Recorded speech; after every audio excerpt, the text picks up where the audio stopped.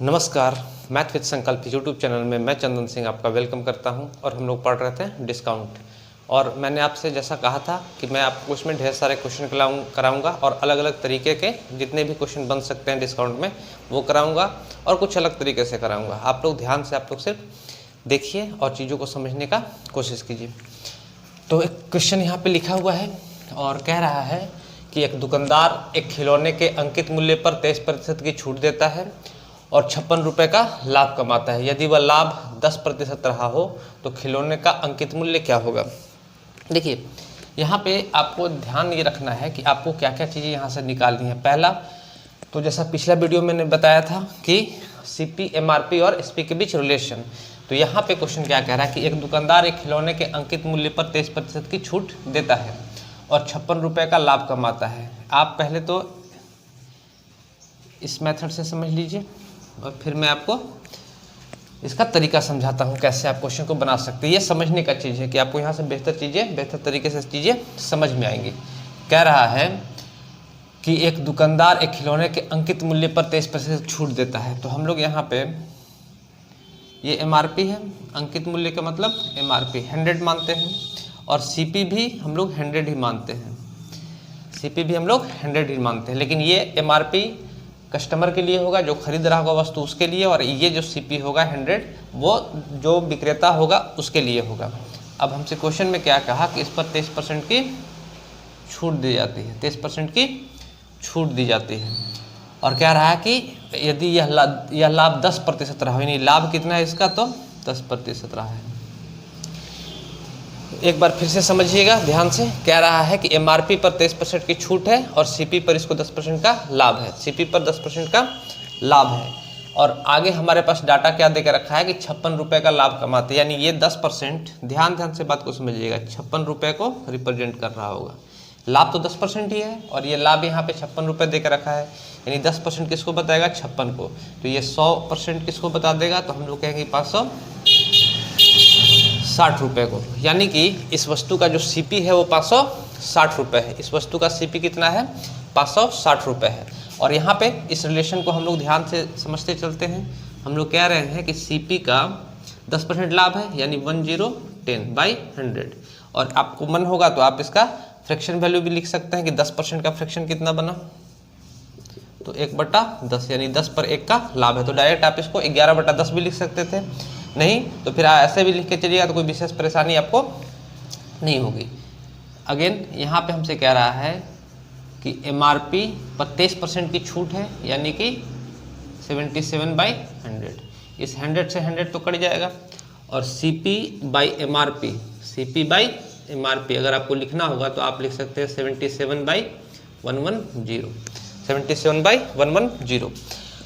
आप इसको काट सकते हैं तो 11 सते 77 और 11 दहा 110, यानी सीपी कितना है इसका, तो 7 यूनिट और एमआरपी कितना है, तो 10 यूनिट। और यहाँ हम सीपी निकाल के रखे थे, कितना है, 560 रुपये। तो 7 यूनिट का रिजल्ट कितना हो गया, 560 रुपये। 7 यूनिट का रिजल्ट कितना हो गया, 560 रुपये। तो 1 यूनिट का रिजल्ट कितना हो जाएगा, 80 रुपये। तो 10 यूनिट का रिजल्ट कितना हो जाएगा, तो 800 रुपये। और ये हमारे प्रश्न का उत्तर है। हमसे एमआरपी पूछ रहा था कि एमआरपी कितना है, तो ये एमआरपी हो गया 800 रुपये। आइए, ये तो समझने की बात हो गई। अब हम इस क्वेश्चन को बनाएंगे कैसे, या एग्जाम में जब हमको क्वेश्चन मिलेगा तो इस डायरेक्ट को, इन सब बातों को आप सीखिएगा, समझिएगा। जब इन सब बातों को अच्छे से सीख समझिएगा तो आपका खुद का कंसेप्ट डेवलप होगा। और एक बार जब कंसेप्ट डेवलप हो जाता है तो फिर आपको इतनी चीज़ें लिखने की ज़रूरत नहीं होती। तो आप क्वेश्चन को एग्जामिनेशन पॉइंट ऑफ व्यू से कैसे कर सकते थे,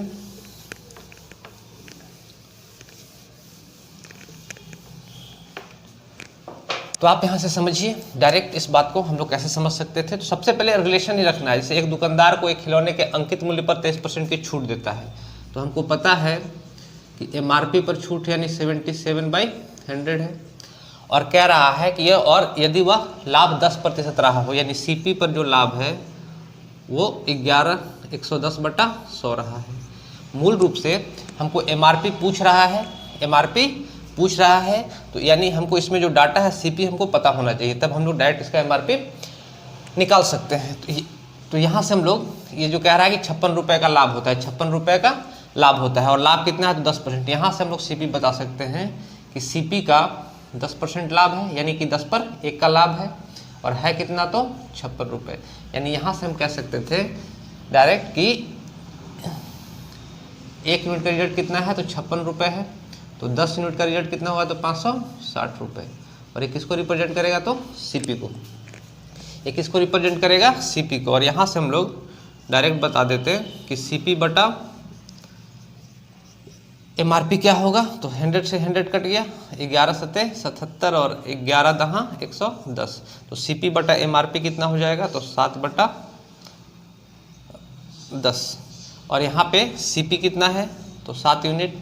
यहाँ कह रहा है कि सीपी कितना है हमारा तो 560 रुपये।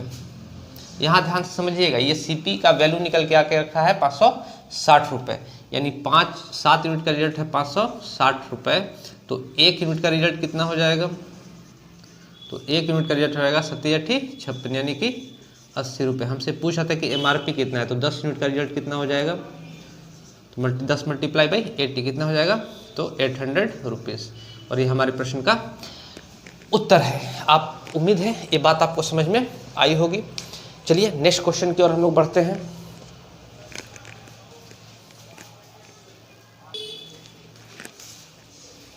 आइए, इस क्वेश्चन में क्या कहता है कि चीज़ों का एक जोड़ा 15% छूट पर, और ऐसे क्वेश्चन आसान बनते हैं, तो एक चीज़ों का एक जोड़ा 15% छूट पर प्राप्त करके 37 रुपये 40 पैसे में खरीदा गया है, तो अंकित मूल्य ज्ञात करें। आसान सा क्वेश्चन है।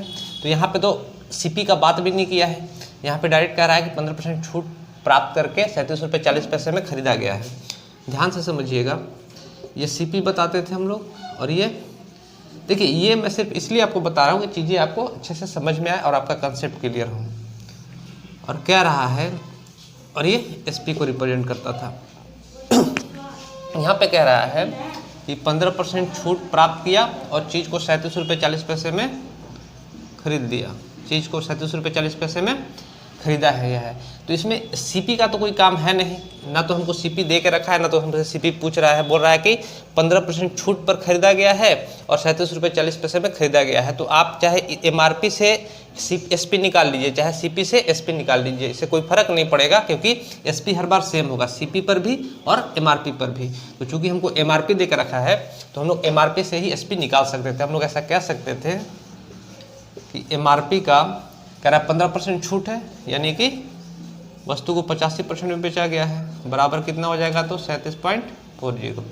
ये 100 उधर मल्टीप्लाई कर दीजिएगा, तो एमआरपी कितना हो जाएगा 3740 बटा 85। ये 100 मल्टीप्लाई किया तो दशमलव हट गया, 17 से आप इसको काटिएगा तो 17×5 = 85, यहाँ से काटिएगा तो 17 दूना 34, और ये 17 दूना 34, 5 से इसको काटिएगा तो 5 चौका 20 और 5 चौका 20, तो एमआरपी कितना हो गया तो 44 रुपये। उम्मीद है इतना काटम कुटम तो आप लोग खुद से भी कर लीजिएगा। तो एमआरपी कितना है 44 रुपये। आइए हम लोग नेक्स्ट क्लास की ओर चलते हैं।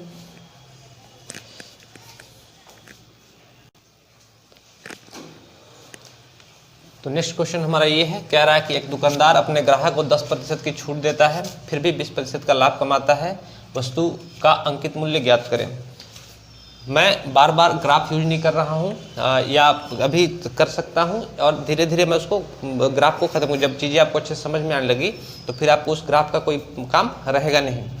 और जितना भी कंसेप्ट है इस तरह के क्वेश्चन का, मैंने पहले वीडियो में ही आपको समझा दिया है। कुछ कुछ और नए कंसेप्ट बनेंगे, जब नए क्वेश्चन बनेंगे तो वहाँ पे मैं आपको बताते चलूँगा। लेकिन मुख्यतः आपको डिस्काउंट में सीपी, एमआरपी और एसपी के बीच रिलेशन ही होता है, जो आपको बेहतर ढंग से समझना होता है, और पहला वीडियो में मैंने आपको वो समझा दिया है। तो अब मैं सिर्फ क्वेश्चन कराऊंगा, और कहीं कहीं छोटी छोटी बातें हैं जो आपको समझनी है, उसको आप लोग समझते चलिएगा क्वेश्चन के माध्यम से ही। तो क्या कह रहा है कि एक दुकानदार अपने ग्राहक को 10% की छूट देता है, फिर भी 20% का लाभ कमाता है। तो अगेन हम लोग इस बात को समझेंगे कि सीपी है, ये एमआरपी है और ये एसपी है। आपको हर बार समझना है कि एसपी पर आके एमआरपी पर छूट और सीपी पर प्रॉफिट या लॉस, यहाँ पे आके दोनों इक्वल होंगे। बस आपको इसी कंसेप्ट पर काम करना है। कह रहा है कि एक दुकानदार अपने ग्राहक को 10% की छूट देता है, तो छूट किस पर देगा एमआरपी पर, और कह रहा है फिर भी 20% का लाभ कमाता है, यानी कि 20% का, और यहाँ पे वस्तु बिकी होगी। तो ऐसा हम लोग लिख सकते हैं कि सीपी का 120%, बराबर होगा MRP के 90% के। इससे ये कट गया, परसेंट से परसेंट, इस 0 से 0 कट गया, 3 तिहाई 9 और 3 चौके 12, यानी CP/MRP अगर हम लिखना चाहें तो हम लोग क्या लिख सकते हैं, तो लिख सकते हैं कि 3/4। और हमसे कह रहा है कि CP, यहाँ पे क्या डाटा दे के रखा, तो 450 रुपये उसकी लागत मूल्य है, यानी कि CP है। CP कितना है, 450, यानी 3 यूनिट किसको रिप्रेजेंट किया, तो 450 रुपये को। तो 1 यूनिट किसको रिप्रेजेंट कर देगा, तो 150 रुपये को। तो 4 यूनिट किसको रिप्रेजेंट कर देगा, तो हम लोग कहेंगे 15 चौका 60, यानी कि 600 रुपये को। ये हमारे प्रश्न का उत्तर है। मैं बार बार ये समझा रहा हूँ कि ये बात सिर्फ मैं आपको समझाने के लिए बता रहा हूँ, इसका क्वेश्चन बनाने में कोई विशेष इस्तेमाल नहीं है। आपको सिर्फ ये बातें समझनी है कि कैसे हम लोग इसको रिलेट कर रहे हैं। इसको अगर आप फ्रैक्शन में लिखना चाहें तो भी आप लिख सकते थे डायरेक्ट। कैसे, तो एक दुकानदार अपने ग्राहक को 10% की छूट देता है, तो MRP कितना है, 10% की छूट देता है। तो MRP पर 10% की छूट होगी, तो 10% का फ्रैक्शन कितना बनेगा, 1/10। 10% का फ्रैक्शन कितना बनेगा, 1/10, यानी 10 पर 1 की छूट दे रहा है, यानी वस्तु बेची कितनी में गई हुई, तो 9/10 में। साथ ही साथ कह रहा है कि छूट देता है फिर भी 20% का लाभ होता है। लाभ किस पे होगा, CP पे। और 20% का फ्रैक्शन क्या बनेगा, तो 1/5, यानी 5 पर 1 का उसको प्रॉफिट हो रहा होगा, यानी सब वस्तु बिकी कितने में, तो 6/5 में।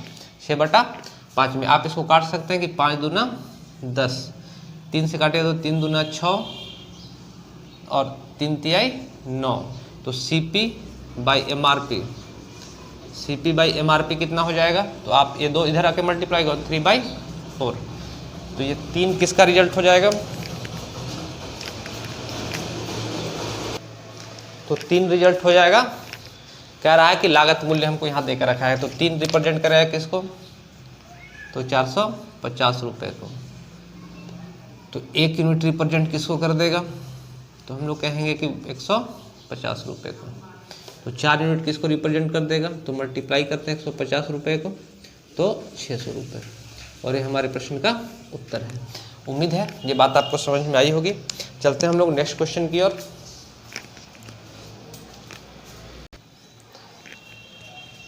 आइए इस प्रश्न को देखते हैं।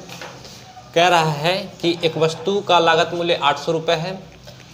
उसे एक चीज़ का ध्यान रखिएगा हमेशा, जब भी कोई डाटा देगा जैसे लागत मूल्य 800 रुपये है, तो इस डाटा का यूज शुरू से मैं सिखाते आ रहा हूँ, परसेंटेज में, प्रॉफिट लॉस में, इस डाटा का यूज हम लोग रिलेट करने के लिए करते हैं। बाकी काम हम लोग अपने हिसाब से ही करते हैं, परसेंटेज के हिसाब से करते हैं, या तो फ्रैक्शन में लिख लीजिए या तो डायरेक्ट परसेंटेज में लिख लीजिए, लेकिन काम हम लोग अपने हिसाब से ही करते हैं और इसको, इस लागत मूल्य को सिर्फ रिलेट करने के काम में हम लोग लेते हैं। जैसे कह रहा है कि लागत मूल्य 800 रुपये है, उसे बेचते समय निर्धारित मूल्य पर 10% की छूट दी गई, यानी हमसे कह रहा है कि MRP का जो है वो 9/10 है, 10% की छूट दी गई का मतलब कितना है कि 10 पर 1 की छूट दी गई थी। MRP का 9/10 में वस्तु बेची गई, और साथ ही साथ कह रहा है कि 12.5% का लाभ प्राप्त किया।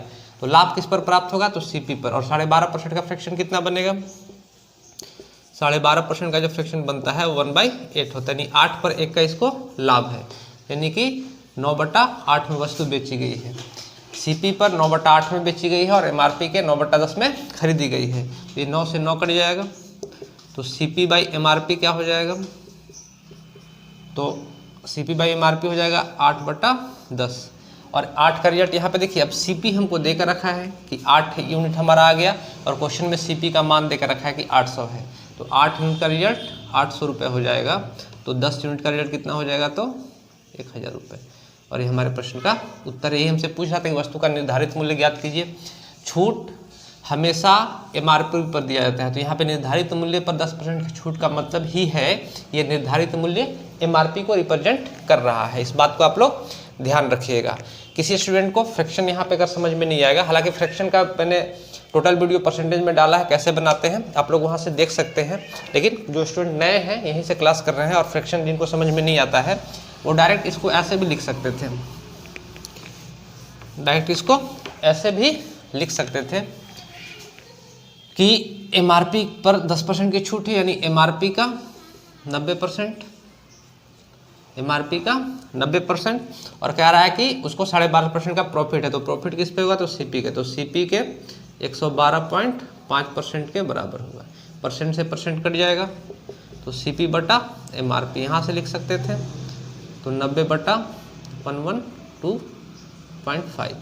ठीक है, ये दशमलव हटाने के लिए यहाँ हम लोग 0 एक बढ़ा दे रहे हैं। 9 से इसको काटिएगा, 5 2 7 8 1 9 से कटेगा तो ये 100 बार में कटेगा। 9 से इसको काटिएगा तो 9 एकम 9 सॉरी 9 एकम 9 2 22 9 दूना 18 18 4 45 9 पचे 45 ये हो जाएगा। यहाँ से 5 से काटिएगा तो 20 पचे 100, 5 से काटिएगा तो ये हो जाएगा 5 दूना 10 और 5 25, फिर 5 से काटेगा 5 चौके 20 और 5 25। तो 4 का रिजल्ट यहाँ पे कितना देकर रखा है? 800 रुपये लागत मूल्य। तो 1 यूनिट का रिजल्ट कितना हो जाएगा? तो 200 रुपये। तो 5 यूनिट का रिजल्ट कितना हो जाएगा? तो 1000 रुपये। उम्मीद है ये बात आपको समझ में आई होगी। चलते हैं हम लोग नेक्स्ट क्वेश्चन की ओर।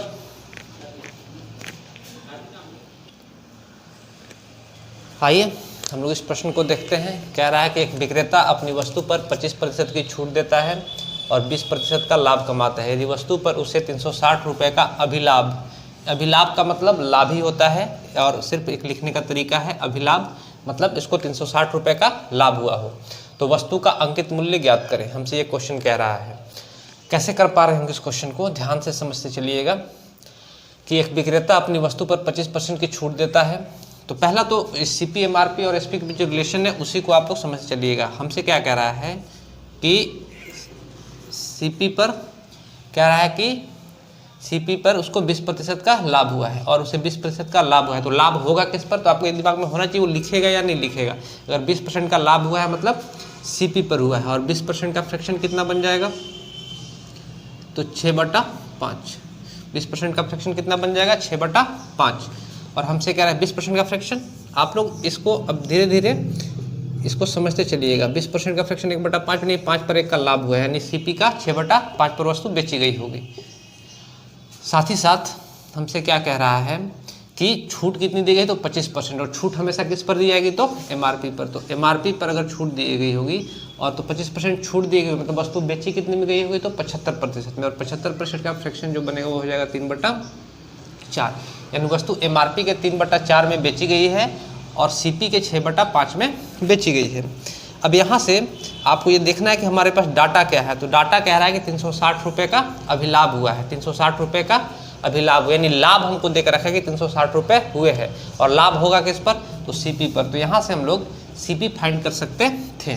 तो CP कह रहा है कि 20% रिप्रेजेंट किसको करेगा? तो 360 रुपये को रिप्रेजेंट करेगा।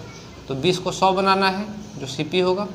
तो 100% किसको रिप्रेजेंट कर देगा? तो 5 गुना है तो इसका भी हम लोग 5 गुना कर लेते हैं।